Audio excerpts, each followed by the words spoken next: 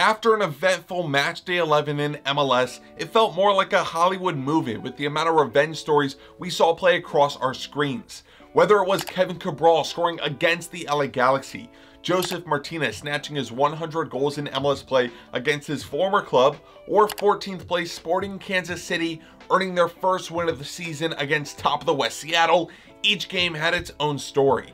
And now MLS is lining up one of their first rivalry weeks during Matchday 12, so there's a lot more where that came from. As always, we're here to preview the 3 biggest games coming up, as well as peeking into some other games that I'll be keeping an eye on. But first, we're headed to Atlanta, where we look at the Royal Rumble as the Queen City travels to take on the Kings of the South. This will be the second time Atlanta takes on Charlotte this season, with their first win going Atlanta's way with a scoreline of 3-0. But this Atlanta side is not the one that dominated in that fixture, and Charlotte is playing a whole lot differently as well. After stumbling through the first part of the season, receiving a lot of backlash from Charlotte supporters, it seems like Christian Lattanzio is getting back to getting the attack working again. The key clogs in this puzzle is the relationship between the 3 DPs up top: Enzo Capetti, Karol Swiderski, and Kamil Józwiak. In Charlotte's last match against NYCFC, we saw the type of player that Enzo Capetti can be on his day. With the brace versus NYCFC, both of his goals exemplified his aggressive style of play, the way he can make that darting run into the box, as well as his presence in the air. What will also help him be more dangerous is the role Swiderski has been playing as of late. Instead of being forced out onto the wing where he has struggled, Lattanzio is now working with him as a second forward under Capetti, and since that move, he's been finding himself on the score sheet, as well as just being more dangerous overall. The issue is though that in that last match against New York City, Enzo Capetti picked up another yellow card. Therefore, he is suspended for yellow card accumulation for this match against Atlanta, which sucks because, I mean, he's starting to maybe catch steam, and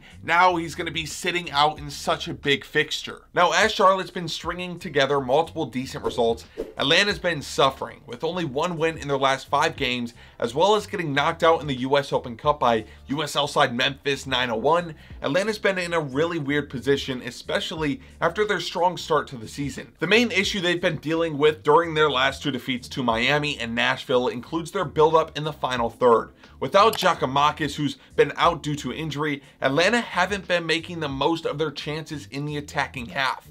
Whether it's missed opportunities in the box or poor shot decisions from outside the box, it's been too rushed, which is something Gonzalo Pineda made clear in his press conference after the match. Along with those issues, their star boy Thiago Almada has been quiet as of late, which points to him having to drop more in the build-up in order to even get on the ball in the first place. Almada thrives in picking that ball up quick and distributing it or letting it rip from a distance, but as he's been deeper in the play, we've seen less and less of him in those key areas. What works in Atlanta's favor here, though, is that Charlotte's very poor defensively. With the most goals conceded this year with 21, I don't think they'll be able to keep Atlanta off the board even if their highest goal scorer isn't on the pitch. Against NYCFC, they were able to get 3 points because they worked to outscore them, and it definitely was not because of their defensive performances. With this game at Mercedes-Benz Stadium, I think Charlotte could crumble under pressure because it is a rivalry game, and those Atlanta supporters will be showing up for this. But hey, I know Charlotte will also have their people there too, and Charlotte's run of form could push them over the line. For me though, I'm seeing this match going in Atlanta's favor with a score of 3-1. The next match we're looking at is the Canadian Classique between Montreal and Toronto. This rivalry is maybe one of the most underrated ones in MLS due to the fact that it's between 2 Canadian clubs, but don't let that fool you. The hatred runs deep between these 2 cities. For this game, I think it's coming at the perfect time entertainment-wise because both clubs are finally settling into the 2023 season. After 6 losses in their first 7 matches, Montreal have put together an impressive run of form to correct the table and rise from very bottom of the East. With 3 wins on the bounce, all by a 2-0 scoreline, we're seeing Hernan Losada's side getting back to the heights that they were at last season. But there's one big difference between those first 6 games and the ones recently, and that is the trade between Inter Miami and Montreal, which saw Bryce Duke join their squad. Since joining Montreal, he's been a key force in the midfield, orchestrating the attacks and staying true defensively.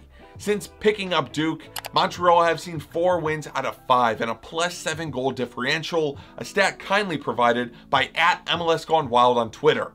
It appears that Losada's highly energetic style of play is starting to work out for Montreal, but like we saw with DC last season, this style of play could easily go south for the players. But at the moment, Montreal are flying high. For Toronto, it's been a rocky ride thus far, with results flip-flopping every single week. Bob Bradley is not only still figuring out what works best with the attacking side of the ball, but also still suffering from an extremely poor back line. To start though, we'll look at the attack. In recent weeks, Toronto made a big trade with Nashville, picking up CJ Sapong, who scored on his debut in their win against NYC.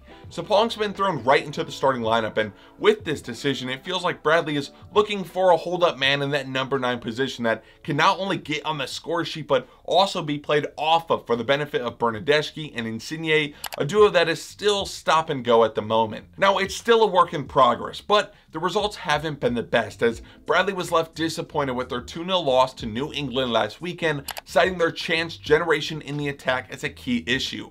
But for me, Toronto's biggest weakness is their back line. It's been very poor for those guys on multiple occasions, and even Sean Johnson has been a far cry from what we've known him for. This is why I'm concerned for Toronto in this match, because Montreal's attack has been putting together 6 goals in their last 3 matches, a stat spearheaded by Mathieu Choinière, who's picked up 3 goal contributions over that time. Choinier's been the unsung hero of Montreal, filling the boots of the departed Ismail Kone, and his ability to push the midfield forward and generate dangerous attacks has been the part missing in the early stages of this season.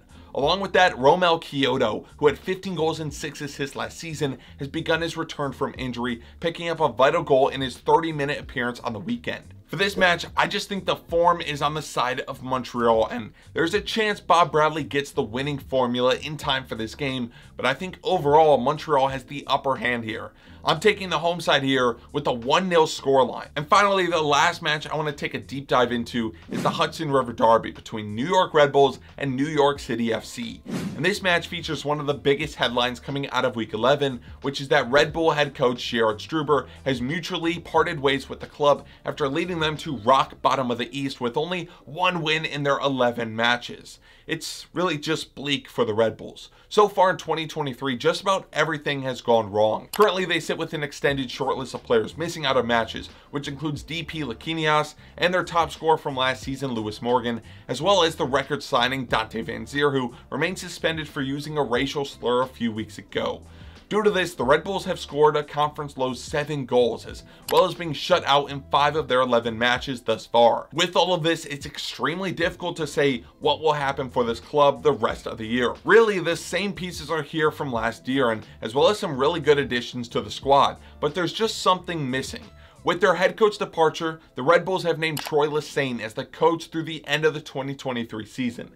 As a former USL Coach of the Year and with many years of experience within coaching setups, we'll have to wait to see if he can translate that all into his first MLS head coaching gig. On the other side of the bridge sits NYCFC, who are also going through growing pains in 23, just not nearly as bad as the Red Bulls. For NYC, they figured out how to score recently after giving up on putting Talas Magno at the 9. Since then, they've been using Santiago Rodriguez there, who has picked up a brace in that time. This move has also benefited guys like Talas Magno, who can now flourish once again on the outskirts of the pitch instead of right through the middle. But even though they're starting to find answers to their problems, they still have not been at their best. NYCFC are in the middle of a 4-game away stretch, and in their first 2 matches in this run of fixtures, they've picked up 0 points against 2 clubs in the bottom 4 of the Eastern Conference. Therefore, would it be surprising to see them do that once again for the 3rd time in a row?